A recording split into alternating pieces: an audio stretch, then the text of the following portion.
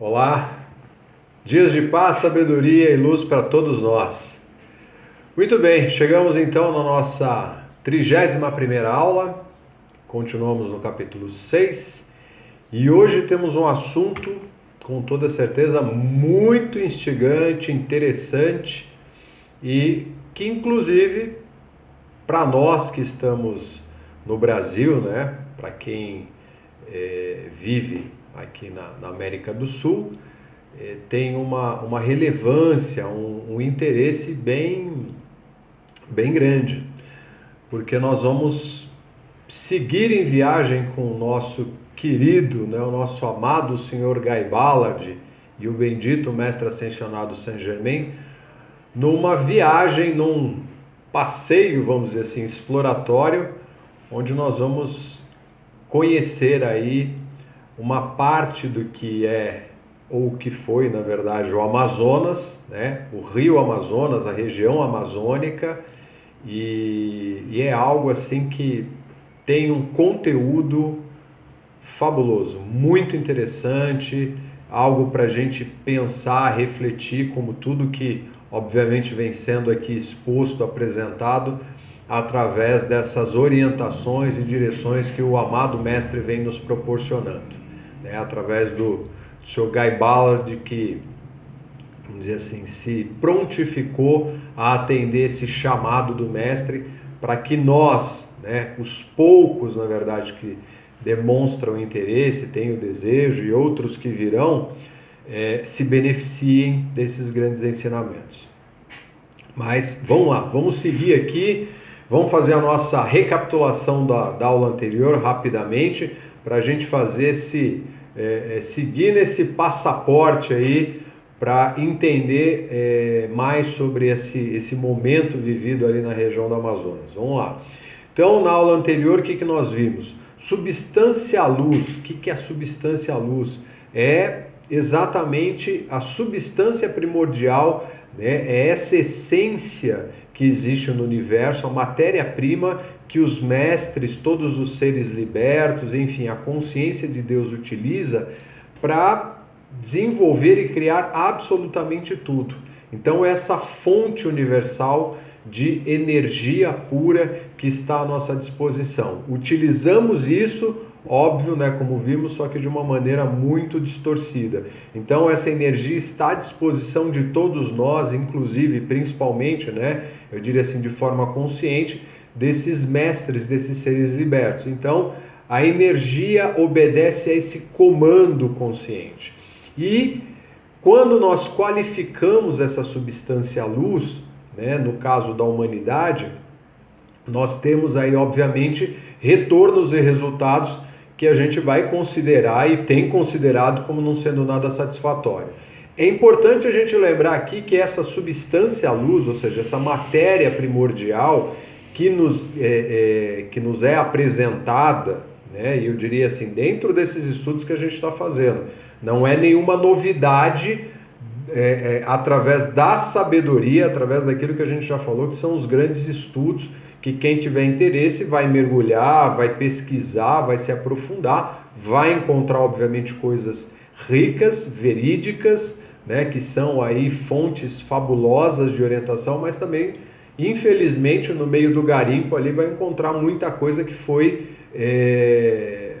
alterada, que foi distorcida. Então, a gente segue esse caminho através dessa orientação que os grandes mestres nos trouxeram, porque é algo mais seguro, algo mais equilibrado, uma orientação que nos dá a certeza de que a gente está seguindo de forma fidedigna, sem nos desviarmos para nenhum lado. E aqui, considerando sempre, tudo de forma muito simplória. Quer ter um comparativo? Pega os escritos da senhora Blavatsky, né, de Madame Blavatsky, com a teosofia, e estuda a teosofia para você tentar entender o que significa isso que os mestres trouxeram de uma maneira, eu diria assim, muito simplória, bem suave, né? Não que aquilo que a teosofia traga não seja algo elevado, é elevado com toda certeza, porque foram os próprios mestres aí, no caso, né, Mestre Moria, mestre Kutumi, inclusive mestre Saint Germain também dando todo o suporte para que a teosofia acontecesse. Foi uma grande dispensação, mas ficou restrita, na verdade, a algumas poucas mentes, aquelas que conseguem realmente se voltar para esse contexto tão profundo. E é algo realmente muito profundo. Aquilo que os mestres trazem para nós hoje, como eu disse, numa simplicidade muito grande. E ainda assim, a gente tem aí, sabe, um certo esforço para conseguir alcançar tudo isso, porque diz, nossa, realmente isso é difícil de acreditar. Para muitas mentes vai ser assim. Falar assim, não, as religiões não falam isso, não explicam isso. É óbvio que não, né? As religiões, com toda certeza, elas perderam, se não tudo, a maior parte daquilo que seria a sua estrutura primordial, que é levar novamente o homem, né? O homem no sentido de humanidade, não é o homem aspecto masculino, né? Porque a gente está falando homem no sentido homem-mulher, né? Ou aspecto masculino e feminino, que habita esse planeta, que está encarnado aqui e que tem um único propósito aqui, que é obviamente voltar novamente para a sua origem divina. E muitos, infelizmente, nem sequer consideram isso. Resultado é o que temos no mundo. É só isso, só isso. Mas, vamos lá, seguindo. Então, o que a gente tem como retorno, então, do uso inadequado dessa substância luz? Tormentas. Tormentas em que sentido? Nos mais variados possíveis. Inclusive, aqueles que a gente concebe literalmente como tormentas da natureza. A natureza, os elementais, né, os elementos da natureza, eles simplesmente pegam essa nossa energia distorcida, transformam ela no que a gente está pedindo e devolvem para nós. A natureza ela vai se autopurificando. Então, quando a gente fala de terremotos, tsunami, ou seja, todas as catástrofes, cataclismos que, né, a ciência considera como sendo coisas naturais, né? Na verdade, isso não é tão natural assim. É natural no sentido de, ok, vem da natureza, ela produz isso, mas somos nós que estamos instigando, somos nós que estamos, na verdade, ali motivando, dando as condições, a ideia, a imagem, para que os seres da natureza simplesmente repliquem isso. Eles estão aqui exatamente para nos ajudar a construir algo. E o que nós estamos construindo? Destruição, para nós, inclusive, né? E atormentando os irmãos do reino elemental. Então, estudos profundos que dá para se fazer aí. E, como falamos, a natureza ela se autopurifica, tá? Então, essa energia que vai sendo acumulada na natureza, através dos elementos, ela é descarregada novamente, ou seja, volta para a gente num grande abalo, num grande movimento. Então pensa aí, o que nós estamos fazendo com a natureza? Nós temos aí governantes que simplesmente desconsideram isso. E é fato, né? Não estamos aqui fazendo política nesse momento em questão de aula. Não, nós estamos simplesmente reconhecendo que sim, existem infelizmente aqueles, entre aspas, bem aspas, líderes, né, políticos, governantes que não estão nem aí para a natureza. E a gente tem exemplos disso no nosso próprio país. Então, o que nós vamos ter de retorno? O que a gente vê, infelizmente, dessa desestruturação em termos de mundo. Para nós, aqui localmente, e para todo o planeta, porque no entorno do planeta tem um monte de gente, infelizmente, fazendo isso, agindo dessa forma. Então não é só uma mente, são várias, né? Várias. Claro que existem outras tantas que sim, pensam, estão sinceramente buscando o equilíbrio, esse reconhecimento de que nós fazemos parte, inclusive, da natureza, enfim. Então, é algo que a gente pode pensar, analisar e ver se faz algum sentido, né? Porque, como dizem os mestres, principalmente o mestre Saint Germain, pratique, coloque em prática e veja se os ensinamentos realmente têm lógica ou não, ou seja, leve isso para a sua vida. E aí a gente vai ver como é que esse retorno acontece. Mas a humanidade ainda está um pouco distante dessa condição que a gente chama de mais elevada, né? Uma vibração que não configura aqui ainda, mas vamos chegar lá, estamos aí. Infelizmente, a toque de dores e sofrimentos, mas a gente está seguindo adiante e é assim que vai acontecer até a gente se conscientizar. Então, vamos lá, seguindo com a viagem, né, com o Sr. Guy Ballard, o amado mestre ascensionado Saint Germain. Então, houve aí um sobrevoo, né, eles saíram ali sobrevoando, diz o seu Guy Ballard, por Salt Lake City, né? Se a minha pronúncia estiver boa, legal. Nova Orleans, ou New Orleans, né? O Golfo do México e as Bahamas. Tá? Então, sobrevoaram isso aí. E chegam em um rio. Ali no rio. E o Sr. Guy Ballard, nesse momento, olha só a conexão. É interessante a gente chamar a atenção para isso aqui. Bem interessante. O Sr. Guy Ballard, nesse momento, ele estava totalmente ali conectado com a presença. Já era um padrão dele. Algo que para nós, assim, a gente precisa parar e prestar atenção para ver se nós estamos realmente ali ligados a Deus, se a gente está nessa conexão tão fina, né? Então, e o Sr. Guy Ballard diz assim, a presença em mim, a minha presença divina, disse, é o Amazonas. Olha só como nós somos amparados, orientados, direcionados por aquilo que é a nossa presença divina. Mas a gente não tem ainda, né, eu diria assim, pelo menos para a grande maioria, não tem essa habilidade de ficar o tempo todo conectado, manter a atenção junto à nossa presença, junto àquilo que é a divindade, ou seja, focado em Deus.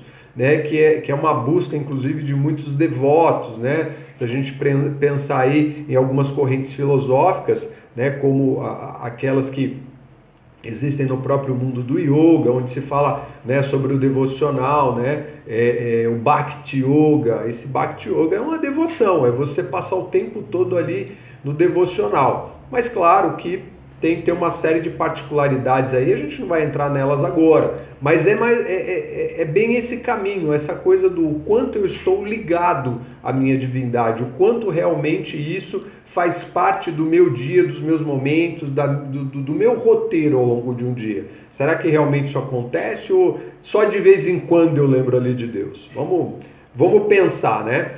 Bom, então eles chegaram nesse rio, aí o mestre alerta o Sr. Guy Ballard. Mantenha a tua atenção à divindade. Ela sempre está no controle. Ou seja, olha a chamada do mestre, né? Nesse sentido, ó, fica focado na tua divindade porque ela vai te dar todos os sinais, tudo aquilo que é necessário para cada momento que você está vivendo. E aqui foi exatamente isso que aconteceu. Então o mestre falou, ó, continua sustentando a tua atenção na divindade, na presença eu sou, porque você com certeza será sempre muito bem direcionado, ou seja, você vai estar ali transcorrendo e percorrendo através da perfeição e nada menos do que isso, ok? Então, eles descem, lembra que, né, só relembrando, o Sr. Guy Ballard e o mestre estão com uma roupa especial. O Sr. Guy Ballard ficou ali impressionado, falou, uau, que vestimenta fashion, né, que o mestre Saint-Germain trouxe, olha só, e ele achou fabuloso aquilo, né? O fashion foi por minha conta, tá? Mas muito, muito interessante, né? Porque o mestre realmente demonstra que, olha, para cada ocasião você tem recursos que são necessários diante dessa perfeição que é a criação de Deus. Então eles descem no rio, estão lá sobrevoando, descem no rio e tocam a água. E o Sr. Guy Ballard tem ali uma surpresa, porque quando ele toca a água, né, quando eles tocam a água, o Sr. Guy Ballard diz que a água parece como se estivesse sobre a terra, sobre o solo, e começam a caminhar sobre a água. Olha só, o exemplo lá do Mestre Jesus, né?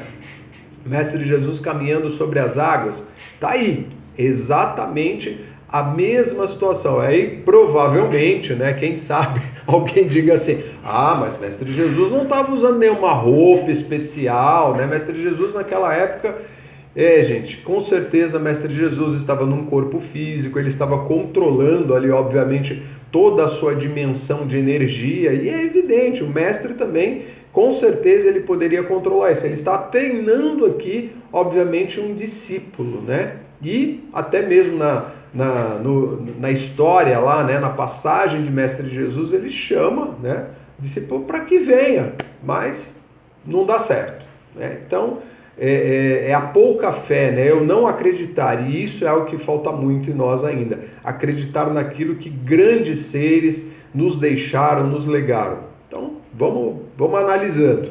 Então, o mestre diz assim, olha, essa roupa tem um campo de energia, né? Onde a gente pode explorar água ou até mesmo por dentro da Terra. A gente pode realmente entrar na Terra. Olha só que coisa fantástica. O Sr. Gary Ballard está no corpo sutil dele, né? E o mestre explica mais ainda. Isto deve-se ao que o mundo científico chamaria de campo de força elétrica ao redor de nossos corpos. Então, energia elétrica ali emanando. Mas a força eletrônica, lembra, a força eletrônica é aquela que vem da substância universal, são os elétrons em movimento. Mas a força eletrônica com que estão carregados, ou seja, essa energia que está ali nas vestes, é de uma eletricidade mais sutil, é uma eletricidade diferente, não é como a gente conhece aqui, e de maior voltagem que a que se conhece no mundo físico. Então tem uma potência muito maior do que a gente está acostumado aqui a falar para nós aqui, né? Por exemplo, 110, 220, o 300 e tanto aí que se utiliza, e aqueles que conhecem dessa parte de elétrica vão entender obviamente muito melhor. Mas aqui o mestre diz, é uma potência muito maior. Por quê? Porque existe uma carga de elétrons ali se movimentando de uma outra forma. Algum dia os cientistas a descobrirão. Então a gente ainda vai chegar nessa descoberta. Por acidente, inclusive, Eliseu, por acidente vai ser descoberto. E se darão conta de que sempre existiu essa energia elétrica na atmosfera, mas não sabiam como dirigi-la e controlá-la para servir à humanidade. Isso que o mestre está apontando já era feito lá atrás nas civilizações do passado, que nem sequer conhecimento, né, a ciência hoje tem, que considera como lenda, né, que é o caso, como nós já vimos, da Atlântida. A gente vai ver inclusive aqui uns detalhes interessantes, né, a Poseidones, enfim, Lemúria, todas essas civilizações, né, que tiveram os seus momentos de auge, detinham esse conhecimento e muito mais. Então, isso vai voltar, né, no momento em que a humanidade realmente estiver preparada para poder acessar isso.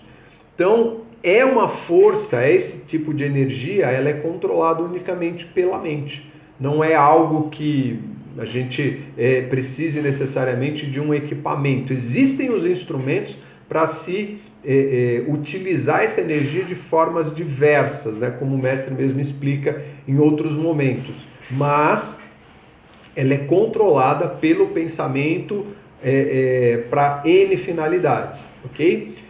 Então, ele fala sobre o uso dessa eletricidade. Isso que o mundo externo, ou seja, o que nós aqui estamos, né, que é o nosso mundo, conhece como eletricidade, não é mais que uma forma, olha só, uma forma rudimentar, a forma mais simples da grande energia espiritual. Gente, atenção aqui, ó. Grande energia espiritual da vida. Essa é a questão. Enquanto nós não reconhecermos que nós somos seres oriundos, ou seja, somos originários de uma vida espiritual e que isso que nós vivemos é só um pequeno trecho, é só uma passagem, a gente vai continuar dentro dessa limitação horrorosa que nós vivemos, ou seja, acreditando que as coisas são assim mesmo e que funciona assim e que a gente está preso aí uma série de condições, que o que realmente faz a diferença na vida são os bens que a gente tem, o dinheiro que a gente conquista, enfim, e tudo aquilo que a gente já está acostumado aí. Não, nós somos seres espirituais e vamos voltar para essa condição espiritual. É isso que muitos estão aí pregando hoje em dia e já se prega há tanto tempo. Claro que, mais uma vez, né, a mente humana ela distorce muita coisa, mas tá bom, vamos seguir. A qual existe por toda a criação. Então, isso aqui existe em toda a criação de Deus. À medida que o homem se eleve e mantenha a sua consciência em contato com o seu eu divino interno, se fará consciente das gigantescas possibilidades do uso deste poder superior e força. Então, é o que já falamos, não há possibilidade da gente conseguir alcançar resultados reais, efetivos, verdadeiros, se a gente não tiver em contato, em conexão com essa divindade que habita o nosso interior. É o que está sendo dito o tempo todo. E aqui a gente só está tendo as várias formas desses exemplos, né, através desses exemplos, daquilo que é a nossa potencialidade enquanto seres reais, enquanto seres de consciência, né? A divindade propriamente dita. Então aqui, seguindo, o Sr. Gaibala diz, olha, entramos na água a partir desse momento, então foi uma surpresa para o Sr. Gaibala também, né? E ali o mestre já tinha alertado ele, mantenha o foco na sua presença. Foi o que o Sr. Gaibala fez. O Sr. Gaibala, inclusive, acho que já falamos isso em outros momentos, ele ficou conhecido como Deus da obediência. Tamanha era a sua, ali, sabe, andar na marca do trilho. Tudo que o mestre falava, ele fazia exatamente. Então, ele manteve o foco na presença, entraram na água e ele ficou surpreso, entendeu? Como nós estamos conseguindo passar aqui, né? Ou seja, a gente está atravessando a água, e sem nenhum problema, tudo normal, natural, trafegando ali pela água. Passaram por jacarés e, inclusive, esses animais viram, né? Os viram passando, não reagiram, ficaram bem tranquilos, para a gente entender o que é uma energia harmoniosa, aquilo que os mestres sustentam, aquilo que é a vibração. A natureza reconhece isso. Foi a história do Sr. Guy Ballard com a pantera também. Lembra? Vamos dizer assim, a experiência, o teste que ele sofreu da própria presença divina sendo submetido ali à pantera. Então é algo que a gente já viu, aí, já conhece. E entraram, né, terra dentro.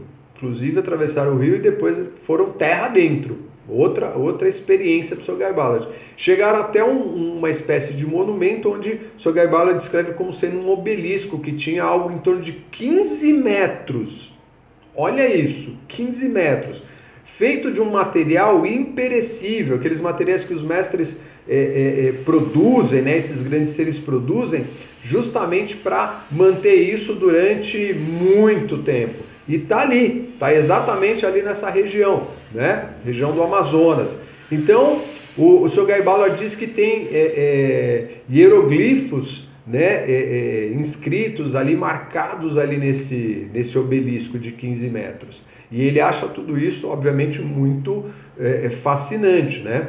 Então, esse obelisco, né, ele está numa posição onde era o ponto mais alto de uma cidade que existia ali na região do Amazonas. E quando veio o cataclisma da Atlântida, né, essa cidade ela foi soterrada. E essa cidade estava, na verdade, a 16 quilômetros do rio. Olha só. Existia uma distância muito grande do rio que a gente conhece hoje para a cidade. E aí foi soterrada e tudo mudou. A configuração toda ali da região mudou. E a gente vai ver isso ao longo das descrições do Guy Ballard aqui. E aí eles seguem para um outro ponto, né, que fica entre os rios Juruá e Madeira, conforme o Sr. Guy Ballard foi identificando ali e o mestre mostrando para ele. E nessa região, né, existiu uma civilização mais ou menos entre 12 e 14 mil anos atrás. Então, existiu ali uma civilização, um império, né? Então, o mestre diz, 13 mil anos atrás, né, o Amazonas ele era represado e estava a 2.000 metros de altitude. Tá? E o clima do local era semitropical, não era o clima como se conhece hoje, totalmente tropical. Era um clima mais ameno, era um clima ali intermediário, que era muito agradável, né, conforme ele explica, para toda aquela população, para quem vivia naquela região. Então existia um império ali, e a gente já vai ver isso. E dá mais detalhes, né? O relevo da região era todo de planalto, ou seja, era algo uniforme. Tá? E tinha, inclusive, cataratas no Amazonas, em função dessa altitude. Tá? Então, o rio desembocava, ali as águas desembocavam e formavam cataratas. Isso no Amazonas, gente. Olhar hoje para aquele lugar e falar assim, mas como? Pois é, isso há 13 mil anos atrás.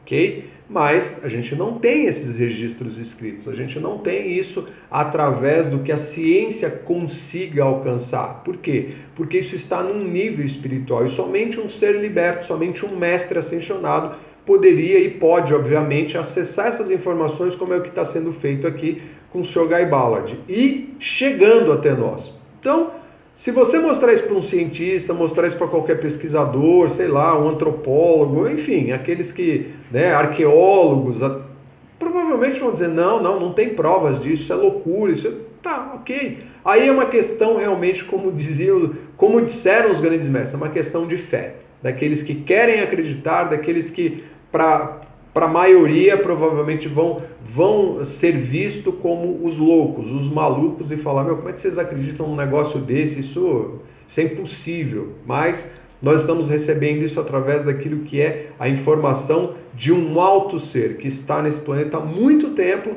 e que vem justamente tentando nos orientar e dar a direção para aquilo que ele e outros grandes alcançaram. Então, sempre para a gente pensar.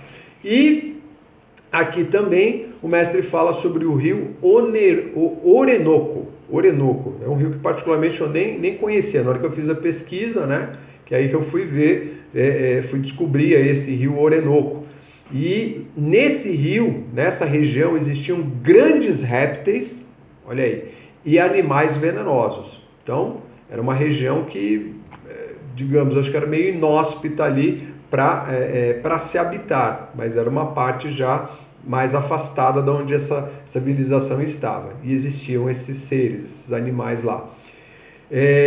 Então, próximo ao Rio Madeira, né, ali se localizava a capital do Império, né? E o mestre, nesse momento, ele ergue a mão e materializa essa cidade para o Sr. Guy Ballard ver. Então, é exatamente aquela construção que a gente já sabe. O mestre vai manipulando os elétrons, a energia local, e vai manifestando ali todas as imagens, como se tudo estivesse acontecendo exatamente naquele momento, como se aquilo fosse, né, vamos dizer assim, entre aspas, real naquele momento, né? Mas isso é um registro etérico, é algo que ficou guardado na memória dos elétrons, e um mestre consegue fazer isso aparecer de forma realista, completamente realista.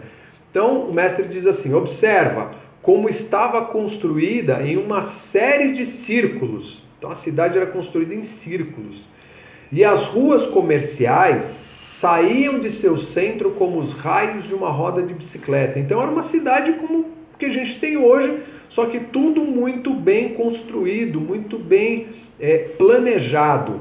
Os círculos externos eram avenidas de passeio. Olha que interessante. Construídas a cada 6 quilômetros. Havia 7 delas, fazendo com que a cidade tivesse 84 quilômetros de diâmetro, incluindo o círculo central. Assim, as atividades comerciais não interferiam com a beleza e conveniência das avenidas. Eu acho que para aqueles que têm, né, a capacidade, a condição de fazer uma leitura, né, assim, fazer a descrição dessa leitura, aqueles que têm o dom, a habilidade de desenhar, pegar a informação e começar ali a descrever isso, deve sair algo assim fabuloso. Apesar que a gente tem alguma coisa na internet que mostra, né, algo muito semelhante, algo muito parecido com isso, com essa descrição que é colocada aqui no livro, né? A cidade em forma circular. As cidades da Atlântida, daquele período, apresentavam essa conformação. Então era tudo muito bem ordenado, tudo muito bem organizado, bem parecido com o que a gente tem hoje, né? Muito bem. Então, há uma perfeição no urbanismo aqui fabulosa. E o mestre continua: o círculo mais interno de todos tinha 7 quilômetros de diâmetro, e dentro de sua circunferência se localizavam os edifícios executivos de todo o Império. Então, concentrados ali, tá? O Império tinha os seus edifícios concentrados nesse ponto, né? Nesse círculo mais interno. Todas as ruas estavam belamente pavimentadas. Isso aqui, inclusive, só observando a descrição, né? O Sr. Guy Ballard vendo ali toda aquela, né, aquela maravilha, e construídas a meio metro abaixo dos edifícios, olha só, e jardins circundantes, então tem verde para todo lado. Eram inundadas todas as manhãs para serem lavadas por completo antes que começassem as atividades do dia. Olha o nível de organização, de asseio, de cuidado, né? E toda essa estrutura. E nós estamos falando de uma cidade de 14 mil anos atrás, que a gente iria entender através de uma visão científica o quê? Ah, não, é pré-histórico, não é um negócio assim que, sabe, os caras eram, sei lá, se existiu, eram aqueles homens da caverna, alguém que fica... Com certeza não, né? Muito diferente dessa descrição que a gente teria através de uma visão científica atual. E aí continua, observa a extraordinária magnificência das avenidas de passeio. E quão belas são as plantas e flores que adornam as calçadas de ambos os lados. Gente, olha isso, paisagismo.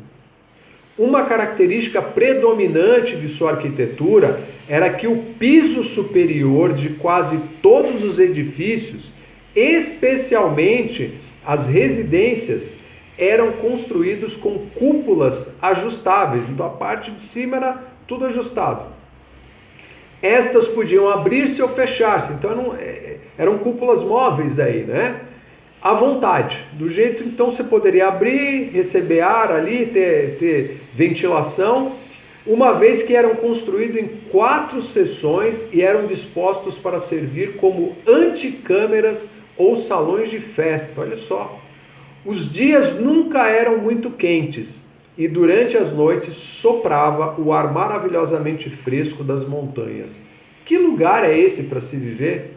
É algo realmente assim fascinante da gente pensar e falar, meu Deus, que lugar fabuloso, tudo muito bem elaborado, tudo muito bem planejado, a construção disso, a beleza do lugar. Então eu estou tentando, inclusive nos estudos, eu estou tentando pegar o máximo de detalhes e com as palavras do Sr. Garibaldi, do próprio mestre, para a gente não perder essa riqueza, né? E aqueles que, claro, né, que têm acesso ao livro, que compraram o livro, que querem comprar, enfim, vão conseguir ver isso ali, obviamente descrito como está aqui, às vezes até bem mais detalhes, porque é algo que vai estar acessível o tempo todo, né? Então você pode ler, reler, enfim.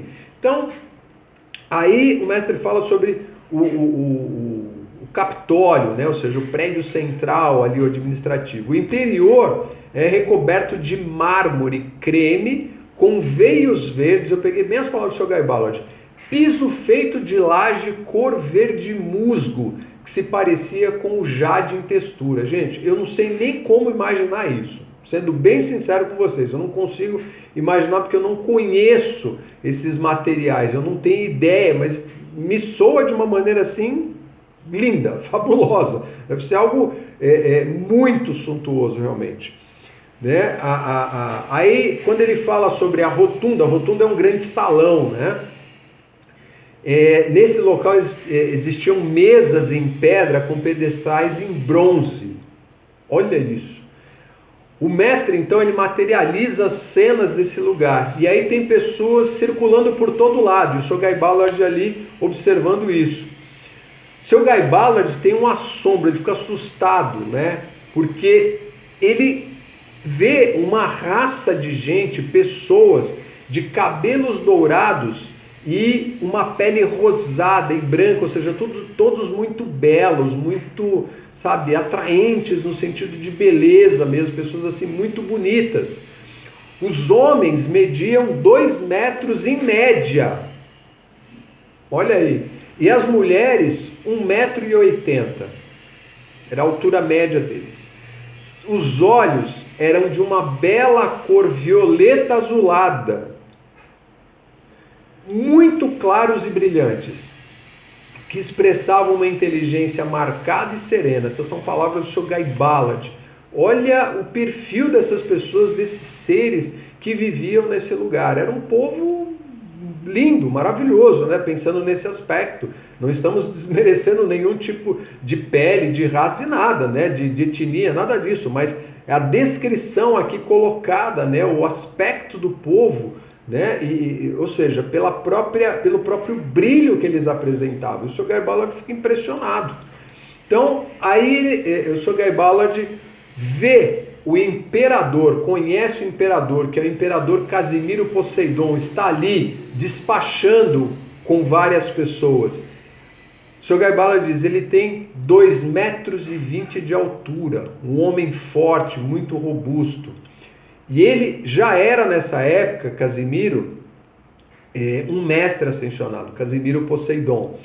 Um homem nobre, muito poderoso e amado por todos. Então, ele teve um reinado de perfeição, que foi, com toda certeza, esquecido ao longo do tempo. Simplesmente se tornou uma lenda, um conto, alguma coisa que, quem sabe, em um lugar ou outro se fale a respeito. E, naquela época, prevalecia uma navegação aérea, né, que tinha condição de ligar o mundo inteiro. Então, eles conseguiam chegar em qualquer parte do planeta. A gente já viu isso, inclusive, né, em lições anteriores, aí, lá no comecinho, falando a respeito disso. Né? Então a luz, a energia e o calor vinham direto da atmosfera, é aquela condição, né, de você poder produzir energia ali à vontade, da forma como realmente é necessário. E o período, esse foi o período de grande elevação da Atlântida, né? Existiam mestres presentes aí e o povo todo era espiritualizado, então isso é uma diferença fabulosa, né? É o que a gente vem falando. Então, essa energia que nós estamos colocando, né, que o mestre está apresentando aqui, ela era utilizada por uma tecnologia muito avançada. Existiam caixas de força que mediam em torno de 60 centímetros a 1 metro, por 1 metro, e essas caixas elas concentravam energia e eram utilizadas para várias finalidades. E o povo era continuamente instruído sobre a divindade, tá? Então não tinham militares, não tinham polícia, não tinha necessidade de nada disso, né? Então aqui a gente vê quão grandiosa era essa esfera, né, maravilhosa de luz, sabe? É algo assim que realmente nos dá essa condição de perceber a elevação desse povo, né? E eles entram então num grande edifício que é chamado de Templo Vivente de Deus para o Homem. E no centro deste imenso templo tinha um pedestal de 7 metros de altura, conforme o Sr. Gaibala descreve, feito de uma substância autoluminosa, né, de cor branca leitosa, olha só, que emitia uma luz fortíssima, com uma radiação muito leve, rosa, né? E com um globo de cristal atrelado ali, autoluminoso, que ficava irradiando o tempo todo. Então era uma luminosidade assim que abrangia tudo. E esse globo ele servia como uma atividade sustentadora e doadora de vida para o povo. Então isso irradiava para todo o povo essa energia. Então era energia e poder que estabilizava as atividades do povo e do próprio império. Então isso foi feito por um mestre cósmico naquela ocasião que enfocou na esfera de luz e foi erguendo, construindo o templo ao redor. Com a sua energia, através daquele globo, o templo foi se formando no entorno. Então era a própria presença de Deus, de acordo com o que o Sr. Gaibala descreve aqui. E aí tem uma descrição aqui que começa diz: o grande mestre cósmico que a estabeleceu, né, essa energia no local, aparecia uma vez ao mês ao lado dessa luz e proclamava a lei de Deus, a lei do governo e a lei do homem e decretava o modo divino de viver. E era o foco da atividade crística para a gente daquela era. Então o mestre vinha uma vez por mês e estava ali relembrando, renovando toda aquela energia para o povo. O Sr. Gaibala presencia a cena desse mestre cósmico e ele fica encantado com aquilo que esse mestre apresenta, que é o que a gente vai ver então na próxima aula, tá bom? Então até aqui, olha, fantástico, encantador, maravilhoso a gente conseguir acessar, né, assim, através da nossa imaginação mesmo, né, todas essas imagens, toda essa riqueza que existiu no Amazonas, tão próximo de nós aqui no nosso querido Brasil, né? Amado Brasil. Mas vamos então em frente, na próxima aula nós vamos entrar em contato com essa maravilha que foi a presença desse mestre cósmico e o que ele trazia para o povo naquela época. Gratidão pela presença, pela atenção, que seja para a luz, amor, sabedoria e a nossa elevação. Até a próxima. Bênçãos!